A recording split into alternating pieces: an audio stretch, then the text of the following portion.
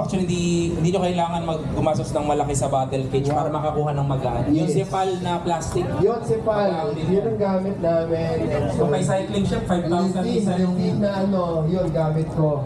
So, you don't have to buy and spend as much. Yeah. Lalo na sa upuan, hindi mo kailangan maarte kung anong bagay sa pet mo, go. Diba? I think last na product namin yung hat. So kami nag-introduce ng hat sa Pilipinas. Ito yung top of the line ng hat na actually mahal siya. 109,000 ito. With tunnel tested. Ito yung pinaka-latest nila. Pwede siya sa 20. Pero mura na siya para sa mga kit, sa mga NJ na nagpo-cost ng mga 150 or 200,000. Pero actually ang mahal hindi sa lahat ganito. Meron pa mga aluminum. Katulad ng ginamit ko sa ito. Weight niya. 1.4 kilo. So 1/3 lang siya ng price niya. So yun, yung option din, ang hat, aluminum na magaan. Pag XC, merong 1.5 kilogram na XC na wheel set ng hat. Nasa mga 38,000 lang. Yung contrast, yung meron din isa 1.2 kilogram. You have a 1.2. Pero actually, for me, ang prefer ko yung mga 1.4 to 1.6. Kasi mabigat ako. Ako personally, kung mabigat ako, ayoko mag-invest sa masyadong pagkaan. So, ano bigat ko talaga? Labas din yan. Tulas? Ano? So, 84. Ang revelation nito, hindi na kakagaan ang cycle. Is that how it works? Well, actually, kung Papayat sa cycle.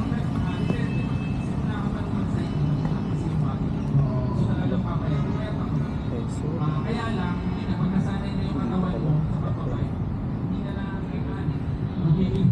Marami kami pagkakasa sa taktak. Ano yung sumakay?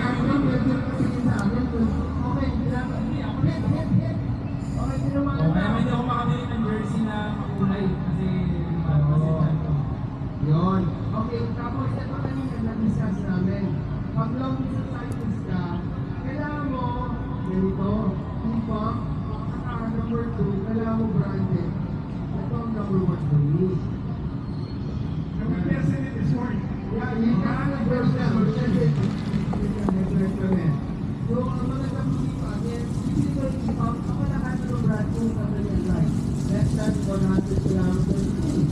Pero kung yung pag-petrol, oras na yun eh.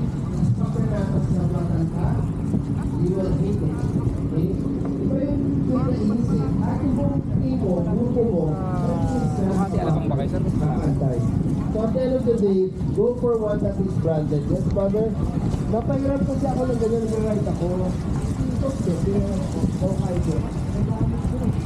Mas nulit ko na ulit eh. Sa bago yung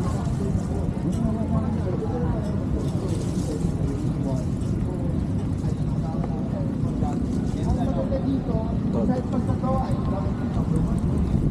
may review pala dyan, by the way, si Lawrence, kasama natin dito sa stage, sa ating product specialist, nakabili ko sila. Kailangan niyo ba si Lawrence?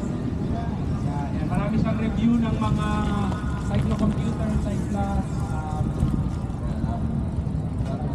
So actually, when it comes to cycles, experience ko dyan, isa ako rin sa mga hihingi nila ng feedback before nila ilabas ng market yung product.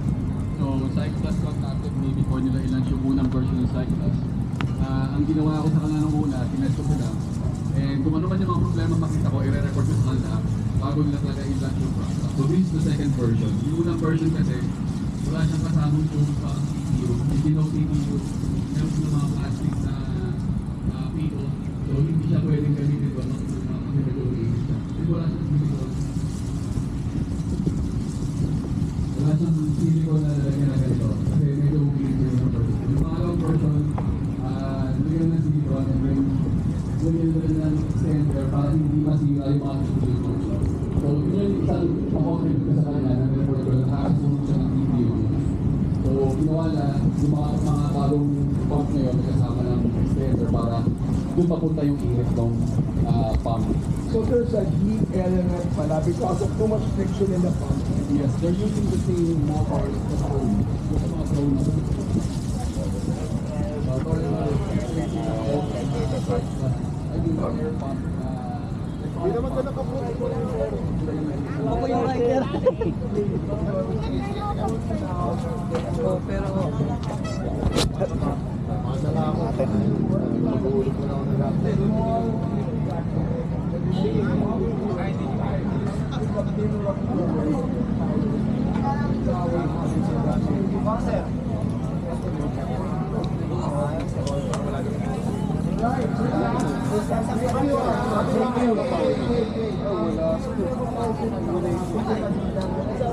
Bossing Jason.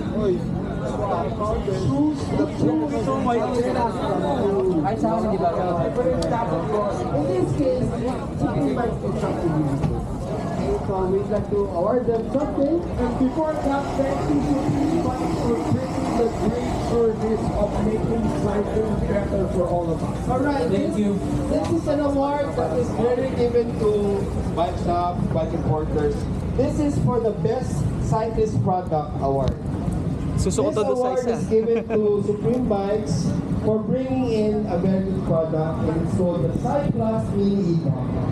It is considered to be the best cyclist product for 2024 by Philippine Bicycle Demo Expo. Yan pong produkto na yan, the best yan. So sir, Thank you. please accept the award. Hindi ko to ini-expect. Testing lang kasi Thank you, thank you. maulan Ano, eh. gusto mo yung Wala magawa. award? Yahoo! Sir, thank you, brother. Thank you, Supreme Bikes. Basta po, sir. Mas gusto ko to kasi sa isa. Sa light po.